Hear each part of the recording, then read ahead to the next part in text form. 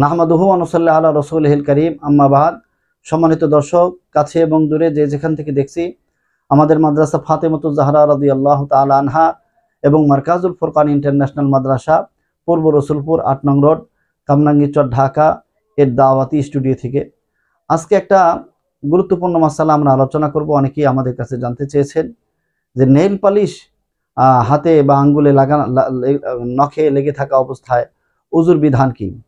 Nail polish লেগে থাকা অবস্থায় উজু করলে আসলে নেইল পালিশ তো মূলত এমন হয় যে যেগুলাতে নখের মধ্যে পানি পৌঁছতে প্রতিবন্ধকতার সৃষ্টি হয়। সুতরাং নেইল পালিশ থাকা অবস্থায় উজু করলে উজু হবে না, কেননা নেইল পালিশ থাকার কারণে ভিতরে পানি কোনোভাবেই পৌঁছতে পারে না। আর উজুতে যে সকল অঙ্গ প্রত্যঙ্গ ধোয়া ফরজ, সেগুলোর কোনো একটিরও সামান্য পরিমাণ অংশ যদি শুকনো থাকে তাহলে উজু হবে না। এজন্য নেইল পালিশ থাকা অবস্থায় উজু করলে উজু হবে না।